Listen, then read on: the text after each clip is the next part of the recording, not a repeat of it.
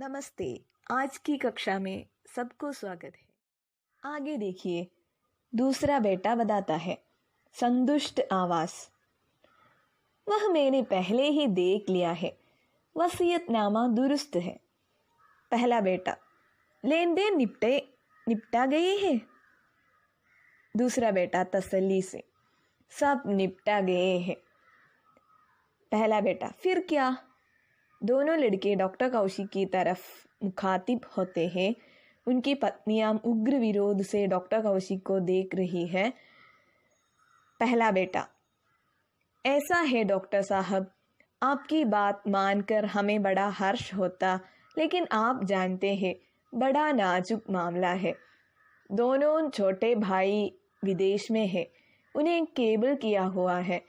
वे आकर कितना बिगड़ेंगे, उनके हजारों डॉलർ मिट्टी में मिल जाएंगे. അപ്പോൾ ദൂസറ ബേട്ട വളരെയധികം സന്തോഷം നിറഞ്ഞ ശബ്ദത്തോടു കൂടി ചോദിക്കുകയാണ്. എന്താണ്? വസിയത്നാമയുടെ കാര്യം നേരത്തെ ചോദിച്ചിട്ടുണ്ടായിരുന്നു. അതായത് എന്താണ്, ഒസ്യത്ത് നോക്കിയിട്ടുണ്ടായിരുന്നോ എന്ന് ചോദിച്ചിട്ടുണ്ടായിരുന്നു. അപ്പം പറയാണ്, ദൂസറ ബേട്ട പറയാണ്, ഒസ്യത്തൊക്കെ എന്താണ്, വിൽപത്രമൊക്കെ ദുരുസ്ത് ഹേ, നല്ല സ്ട്രോങ് ആണ്. അപ്പം ചോദിക്കുന്നു, എന്താണ്, ലേൻ ദേൻ സബ് നിപ്റ്റാ ഗയേ ഹേ എന്ന് ചോദിക്കുന്നു. അതായത് കൊടുക്കൽ വാങ്ങലുകളൊക്കെ ക്ലിയർ ചെയ്തിട്ടുണ്ടോ, അതിലൊന്നും ഒരു പ്രശ്നവും ഇല്ലല്ലോ എന്നുള്ള രീതിയിൽ ചോദിക്കുകയാണ്.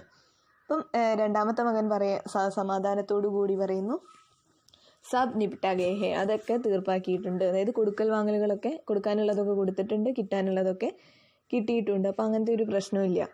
തോ പെഹലാ ബേട്ട പറയുന്നു, ഫിർ ക്യാ, പിന്നെ ഇപ്പം എന്താ? ഓക്കെ, അങ്ങനെ രണ്ട് മക്കളും കൂടി തിരിച്ച് ഡോക്ടർ കൗശിക്കിൻ്റെ അടുത്തേക്ക് നോക്കുന്നു. അവരുടെ ഭാര്യമാരൊക്കെ ഉഗ്ര വിരോധ് കെ സാത്ത് ഡോക്ടർ കൗശിക്കോ ദേഖ് രഹി ഹേ എന്ന് പറയുന്നുണ്ട്. അപ്പം പഹലാ ബേട്ട പറയാണ്,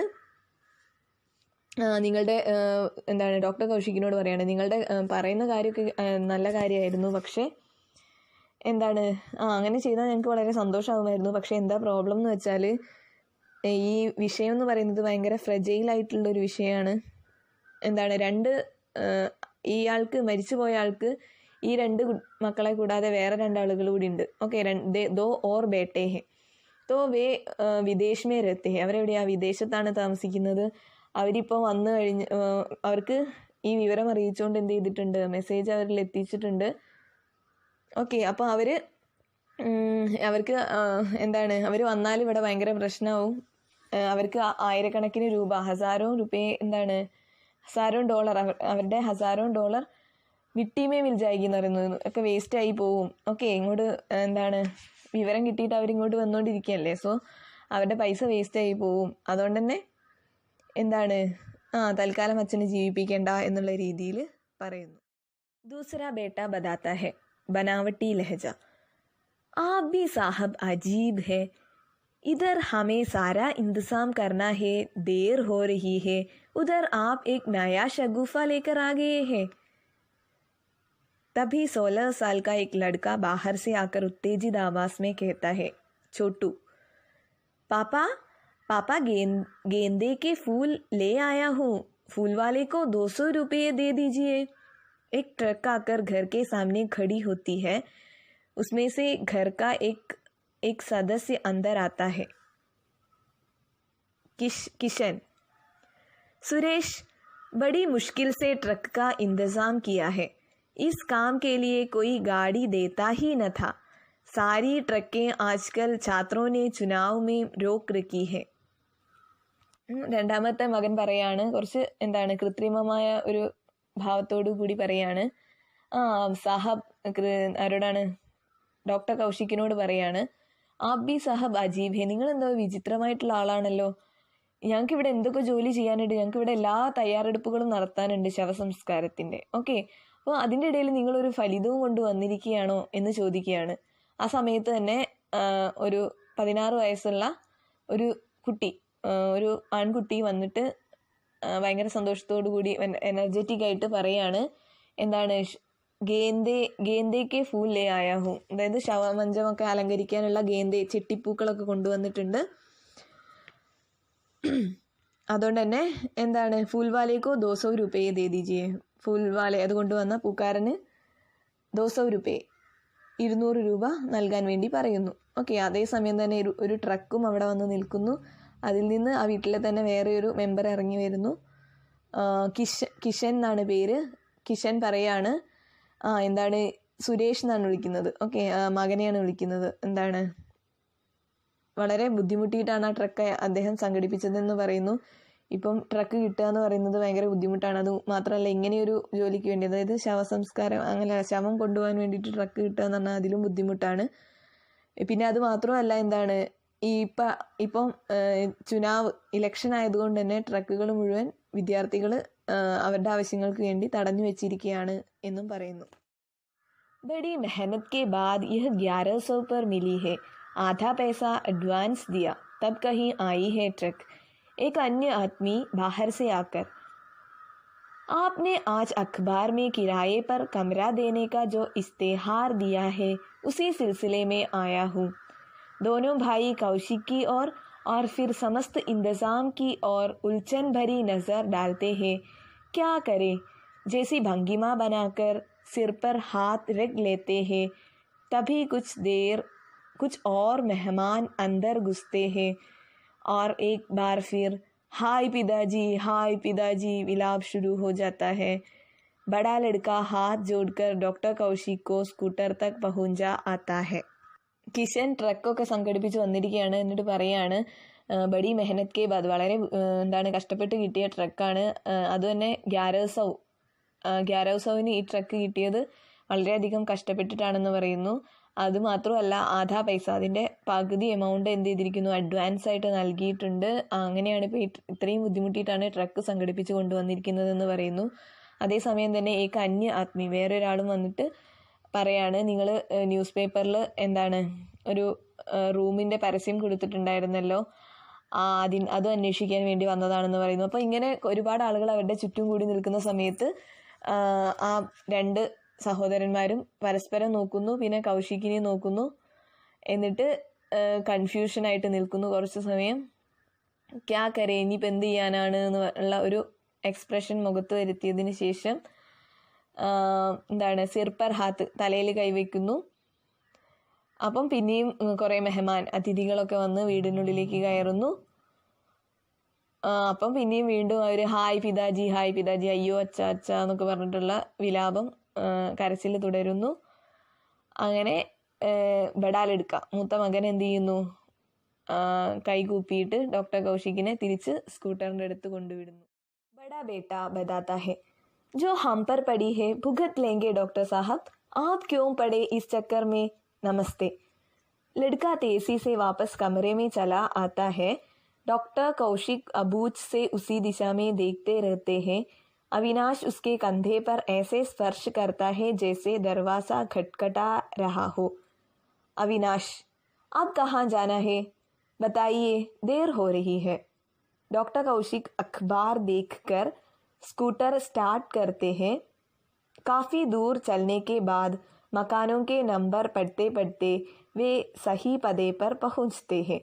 मकान के अंदर बाहर सफ़ेद कपड़ों में बहुत से स्त्री पुरुष नज़र आते हैं. बरामदे में मृत औरत का शव ले जाए जाने की तैयारी है. घर की बहू अपनी बाह पर 3-4 भारी जरी की साड़ियाँ लिए खड़ी है और बड़ी बूढ़ियों में सलाह चल रही है कौन सी साड़ी मृतका पर चढ़ाई जाए. അങ്ങനെ മൂത്ത മകൻ പറയാണ്, ഞങ്ങളുടെ പ്രശ്നമൊക്കെ എന്ത് ചെയ്യാം, ഞങ്ങൾ തന്നെ തീർത്തോളാം, നിങ്ങൾ ഇതിൻ്റെ ഇടയിൽ പെടണ്ട എന്ന് പറഞ്ഞിട്ട് നമസ്തേ എന്ന് പറയുന്നു. അതും പറഞ്ഞുകൊണ്ട് ലഡുക്ക തിരിച്ച് റൂമിലേക്ക് തന്നെ പോകുന്നു. ഡോക്ടർ കൗശിക് ഒന്നും മനസ്സിലാവാത്തതുപോലെ കുറച്ചു നേരം അങ്ങോട്ട് നോക്കി നിൽക്കുന്നു. അവിനാശ് അങ്ങോട്ട് വരുന്നു. ഡോക്ടർ കൗശിക്കിൻ്റെ ഷോൾഡറിൽ തട്ടി, ഡോറിലൊക്കെ നോക്ക് ചെയ്യുന്ന പോലെ ഡോക്ടർ കൗശിക്കിൻ്റെ ഷോൾഡറിൽ തട്ടുന്നു. എന്നിട്ട് പറയുന്നു, ഇനി എവിടേക്കാണ് പോകേണ്ടത് ഡോക്ടർ, നേരം വൈകുന്നു, നമുക്ക് വേഗം പോകാം എന്ന് പറയുന്നു. അപ്പോൾ ഡോക്ടർ കൗശിക്ക് ന്യൂസ് പേപ്പറിൽ നോക്കുന്നു. വീണ്ടും സ്കൂട്ടർ സ്റ്റാർട്ട് ചെയ്യുന്നു. കുറേ ദൂരം പോകുന്ന സമയത്ത് മക്കാൻ ബിൽഡിങ്ങുകളുടെ നമ്പറൊക്കെ നോക്കി ലാസ്റ്റ് അവർ കറക്റ്റായിട്ടുള്ള അഡ്രസ്സിൽ എത്തിച്ചേരുന്നു. അവിടെ എത്തിച്ചേരുന്ന സമയത്ത് ആ ബിൽഡിങ്ങിൻ്റെ അകത്തും പുറത്തും നിറയെ വെളുത്ത വസ്ത്രം ധരിച്ച ആളുകൾ, സ്ത്രീ പുരുഷന്മാരെ കാണാൻ പറ്റുന്നു. അതിൻ്റെ വരാന്തയിൽ മൃദ് ഔരത്താണ്. നേരത്തെ മരിച്ചത് ഒരു മൃദ് പുരുഷായിരുന്നു. ഇപ്പോൾ ഒരു മൃദ് ഔരത്തിൻ്റെ ശവ് സംസ്കരിക്കാൻ കൊണ്ടുപോകാനുള്ള തയ്യാറെടുപ്പുകൾ നടന്നുകൊണ്ടിരിക്കുകയാണ്. വീട്ടിലെ മരുമകൾ എന്ത് ചെയ്യാണ്, അവരുടെ കയ്യിൽ 3-4 സാരികൾ, ജരീക്കി സാരിയാണ്, എംബ്രോയിഡറി ഒക്കെ ഉള്ള നല്ല സാരികൾ പിടിച്ച് നിൽക്കുകയാണ്. ഓക്കെ, അത് ഏത് സാരിയാണ് മരിച്ചുപോയ സ്ത്രീയുടെ മുകളിലിടേണ്ടത്, അവരെ ധരിപ്പിക്കേണ്ടത് എന്നുള്ളതിനെ കുറിച്ചുള്ള ചർച്ചയാണ് അവിടെ നടന്നുകൊണ്ടിരിക്കുന്നത്. अंत में सबकी सलाह पर एक हल्की पुरानी जरीदार साड़ी से शव डांप दिया जाता है. शव के पैरों के पास एक नवयुवक गमगीन बैठा है. डॉक्टर कौशिक उसे अलग आने का इशारा करते हैं. डॉक्टर कौशिक फुर्ती से ब्रीफकेस घोलकर शीशी उस युवक को दिखाते हैं और हाव भाव से बताते हैं कि वे क्या कर सकते हैं. नवयुवक के चेहरे पर आह्लाद, उत्तेजना और अविश्वास के चिन्ह आते हैं. वह तुरंत पत्नी की आवाज़ देता है, गिरजा गिरजा सुनो तो. गिरजा के हाथ पर अभी भी साड़ियाँ लटकी हैं. आकर वह प्रश्नवाचक निगाह से दोनों को देखती है. അങ്ങനെ അവസാനം ഒരു പഴയ വെയ്റ്റ്ലെസ് ആയിട്ടുള്ള എംബ്രോയിഡറി ഉള്ള സാരി ശവത്തിനെ പുതപ്പിക്കാൻ വേണ്ടി ഉപയോഗിക്കുന്നു. ഈ ശവത്തിൻ്റെ കാലിൻ്റെ സൈഡിലിരുന്നിട്ട് ഒരു നവയുവക്, ഒരു യങ് ആയിട്ടുള്ള പുരുഷൻ വളരെ ദുഃഖത്തിലിരിക്കുന്നുണ്ട്. ഡോക്ടർ കൗശിക് അദ്ദേഹത്തോട് എന്ത് ചെയ്യുന്നു, മാറി വരാൻ വേണ്ടി ആക്ഷൻ കാണിക്കുന്നു. എന്നിട്ട് ഡോക്ടർ കൗശിക് അദ്ദേഹത്തിൻ്റെ ബ്രീഫ് കേസ് തുറന്നിട്ട് അതിൽ നിന്ന് ശീശി, ആ മരുന്നിൻ്റെ ബോട്ടിലെടുക്കുന്നു. എന്നിട്ട് ആക്ഷൻസിലൂടെ അയാൾക്ക് പറഞ്ഞ് മനസ്സിലാക്കി കൊടുക്കുന്നു അദ്ദേഹത്തിന് എന്താ ചെയ്യാൻ പറ്റുക എന്നുള്ളത്. ഓക്കെ, അപ്പം ഡോക്ടർ കൗശിക്കിൻ്റെ പറഞ്ഞ കാര്യം മനസ്സിലായ ഉടനെ തന്നെ യുവകിൻ്റെ മുഖത്ത് ആഹ്ലാദ്, സന്തോഷം, ഉത്തേജന, എനർജി, അവർ അവിശ്വസനീയത, ഇങ്ങനെയുള്ള ചിഹ്നങ്ങളൊക്കെ അദ്ദേഹത്തിൻ്റെ മുഖത്ത് വരുന്നു. അദ്ദേഹം ഉടനെ തന്നെ അദ്ദേഹത്തിൻ്റെ ഭാര്യയായിട്ടുള്ള ഗിരിജയെ വിളിക്കുന്നു. ഗിരിജ കേട്ടോ പറയുന്നത് എന്ന് ചോദിക്കുന്നു. ഗിരിജ അപ്പോഴും കയ്യിൽ മറ്റേ ഡെഡ് ബോഡിയിൽ ഇടാനുള്ള സാരിയും പിടിച്ച് നിൽക്കുകയാണ്. ഗിരിജ ഒരു പ്രശ്നവാചക് ഭാവസെ ദോനോക്കോ देखती है എന്ന് പറയുന്നു, രണ്ടാളെയും നോക്കുന്നു. नवयुवक जल्दी जल्दी उसे समझाता है.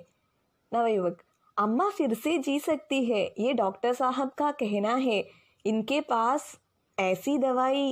गिरिजा सीधे डॉक्टर कौशिक को कुछ ऐसी आक्रामकता से देखती है कि वे 2 कदम पीछे हट जाते हैं. फिर गिरिजा एक गहरी चिढ़ से अपने पति की ओर देखती है. वह सहम कर वहाँ से हट जाता है. गिरिजा के होंठ निर्णायक वक्रता ले लेते हैं. अब वह बोलती है, एक ठंडी निश्चयात्मक आवाज़ जिसमें आंसू का कोई गीलापन नहीं है. ആ യങ് ആയിട്ടുള്ള ആൾ പെട്ടെന്ന് തന്നെ ഗിരിജയെ പറഞ്ഞ് മനസ്സിലാക്കി കൊടുക്കുന്നു കാര്യങ്ങളൊക്കെ. നവയുവക് പറയാണ്, അമ്മ ഫിർസേ ജീ സക്തി, അമ്മയ്ക്ക് ഇനിയും ജീവിപ്പിക്കാൻ വേണ്ടി പറ്റും, അമ്മയ്ക്ക് ഇനിയും ജീവിക്കാൻ പറ്റും എന്ന് പറയുന്നു. ഈ ഡോക്ടർ ആണ് പറയുന്നത്. ഇദ്ദേഹത്തിൻ്റെ അടുത്ത് അങ്ങനെയുള്ള ഒരു മരുന്ന് എന്ന് പറയുന്നേ ഉള്ളൂ, അത് പറഞ്ഞ് കംപ്ലീറ്റ് ആക്കാൻ വരെ അനുവദിക്കുന്നില്ല. അപ്പോഴേക്കും ഗിരിജ എന്ത് ചെയ്യുന്നു, ഗിരിജ സീതേ ഡോക്ടർ കൗശിക്കോ കുച്ചേസി ആക്രാമകത സേ ദേഖ്തി ഹെ എന്ന് പറയുന്നത്. ഗിരിജ ഡോക്ടർ കൗശിക്കിനെ വളരെ ക്രൂരമായ രീതിയിൽ നോക്കുന്നു. അത് നോട്ടം കൊണ്ട് തന്നെ അദ്ദേഹം എന്ത് ചെയ്യണം, 2 കദം പീച്ചേ ചലേ ജാത്തേ എന്ന് പറയുന്നത്, 2 സ്റ്റെപ്പ് പിന്നോട്ട് നിന്നു പോകുന്നു. അത്രയും ക്രൂരമായിട്ട് ഡോക്ടർ കൗശിക്കിനെ നോക്കുന്നു. എന്നിട്ട് ഗിരിജ ഗഹരി ചിഡ്സെ, ഇഷ്ടമില്ലാത്ത രീതിയിൽ പിണക്കത്തോടു കൂടി ആരെ നോക്കുന്നു, ഹസ്ബൻഡിനെ നോക്കുന്നു.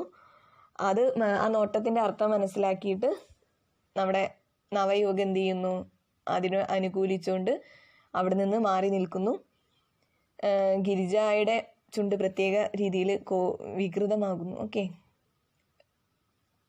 എന്നിട്ട് ഗിരിജ പറയുന്നു, അതും എങ്ങനെയാണ് പറയുന്നത്, ഒരു തണുത്ത ദൃഢനിശ്ചയത്തോടു കൂടിയുള്ള ആവാസ് സൗണ്ടിൽ എന്താണ് തീരെ കണ്ണുനീരിൻ്റെ നനവൊന്നും ഇല്ലാതെ ഗിരിജ പറയാണ്. ഗിരിജ ബതാത്തി ഹെ കട്ഖനേपन से, क्या आपको पता है माँ जी किस जानलेवा बीमारी से तड़प तड़प कर गुजरी है? आज 5 साल बाद वह पहली बार चैन से सो रही है. नहीं तो इन सालों में सारी सारी रात घास घास कर इन्होंने अपना और मेरा जीना हराम किए रखा. इतने साल सोते जागते आठों पहर इनकी सेवा आखिर किसने की? मैंने. घर के सब लोग किसी न किसी बहाने भागते रहे, कभी दफ्तर, कभी कॉलेज, कभी बाजार. एक मैं ही थी जो उस पिछवाड़े के कमरे में घुटी रही तीमारदारी के लिए. बाकी बहुएं तो अभी आएगी, एक आध घंटे हाय हाय करेगी और उनके बक्से टटोलने में लग जाएगी. मैं ही हूँ जो सारी जिम्मेदारी निभाती हूँ. माँ को आप जीवन देने आए हैं या मुझे मौत?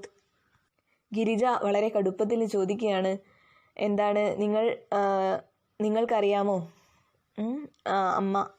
അമ്മ എങ്ങനെയുള്ളൊരു ജാൻലേവ ബീമാരി, ഒരിക്കലും മാറാരോഗം പിടിച്ചാണ്, എത്ര ബുദ്ധിമുട്ടിയാണ് അമ്മ മരിച്ചിരിക്കുന്നതെന്ന് അറിയാമോ? എന്താണ് 5 വർഷങ്ങൾക്ക് ശേഷം ഇന്നാണ് അമ്മ ഒന്ന് സുഖമായിട്ട് ഉറങ്ങുന്നത് ഞാൻ കാണുന്നത് എന്ന് പറയുന്നു. അതുപോലെ തന്നെ എന്താണ് എല്ലാ ദിവസവും രാത്രി മുഴുവൻ എന്താണ് ചുമച്ച് അവർക്ക് ജീവിക്കാനും ബുദ്ധിമുട്ടാണ്, എൻ്റെ ജീവിതവും അവർ ബുദ്ധിമുട്ടേറിയതാക്കി മാറ്റിയിട്ടുണ്ടായിരുന്നു. എന്നിട്ടും എന്താണ് എല്ലാ സമയവും അവരുടെ സേവാ ശുശ്രൂഷ ചെയ്തത് ഞാൻ മാത്രമായിരുന്നു എന്നും പറയുന്നു. പിറകുവശത്തുള്ള അവരുടെ മുറിയിൽ ഞാനും ഒരുപാട് വീർപ്പ് മുട്ടി അവരെ സേവാ ശുശ്രൂഷ ചെയ്തുകൊണ്ടിരുന്നു എന്ന് പറയുന്നു. ബാക്കിയുള്ള എല്ലാവർക്കും ഓരോരോ എക്സ്ക്യൂസസ് പറഞ്ഞിട്ട് എന്താണ് പറഞ്ഞ് ഒഴിഞ്ഞു മാറുകയായിരുന്നു ചെയ്തിട്ടുണ്ടായിരുന്നത്. ദഫ്തർ, ഒന്നെങ്കിൽ ഓഫീസ് എന്ന് പറഞ്ഞിട്ട്, കോളേജ് പോകണം എന്ന് പറഞ്ഞിട്ട്, അല്ലെങ്കിൽ ബാസാർ മാർക്കറ്റിൽ പോകണം എന്നൊക്കെ പറഞ്ഞ് ഓരോ എക്സ്ക്യൂസ് പറഞ്ഞ് എല്ലാവരും അമ്മയെ നോക്കുന്ന ആ ഉത്തരവാദിത്വത്തിൽ നിന്ന് മാറി നിൽക്കുകയായിരുന്നു. ഞാൻ മാത്രമാണ് എല്ലാ സമയവും അവിടെ അമ്മയെ ശുശ്രൂഷിച്ചുകൊണ്ട് നിന്നിട്ടുണ്ടായിരുന്നത്. ബാക്കിയുള്ള മരുമക്കളൊക്കെ ഇപ്പോൾ വന്നിട്ട് എന്ത് ചെയ്യും, 1.5 മണിക്കൂർ ഇവിടെ കിടന്ന് ഹായ് ഹായ് അയ്യോ അയ്യോ എന്ന് വിളിച്ച് കരയും. അതിനുശേഷം അവരുടെ പെട്ടി അന്വേഷിച്ച് പോവും. അവരുടെ അടുത്ത് നിന്ന് എന്തെങ്കിലും കിട്ടാനുണ്ടോ എന്നുള്ളത് നോക്കിയിട്ട് പോവും. എല്ലാ റെസ്പോൺസിബിലിറ്റി മുഴുവൻ നോക്കിയത് ഞാനായിരുന്നു. നിങ്ങൾ ഇനിയും അമ്മയ്ക്ക് ജീവൻ നൽകിയിട്ട് എന്നെ കൊല്ലാനാണോ നിങ്ങൾ നോക്കുന്നത് എന്ന് गिरिजा चौधरी. नवयुवक एक क्षण बड़ी हताशा से अपनी पत्नी की ओर देखता है, फिर डॉक्टर कौशिक को ठेलता हुआ सा बाहर ले जाता है. स्कूटर के पास अविनाश खड़ा है, जो शक्ल से ही डॉक्टर कौशिक की निराशा समझ जाता है. नवयुवक. जाने दीजिए डॉक्टर साहब, मेरी बीवी बड़ी लड़ाकी है, इससे भी नहीं भिड़े तभी अच्छा है. नवयुवक अंदर चला जाता है. डॉक्टर कौशिक पस्ती से अपना ब्रीफकेस स्कूटर की टोकरी में डालता है. अविनाश तसल्ली देने के लिए डॉक्टर का कंधा थपथपाता है. നവയുവക് നിരാശയോടുകൂടി എന്ത് ചെയ്യുന്നു, പത്നിയെ നോക്കുന്നു. പിന്നെ ഡോക്ടർ കൗശിക്കിനെ പിടിച്ചു വലിച്ച് പുറത്തേക്ക് കൊണ്ടുവരുന്നു.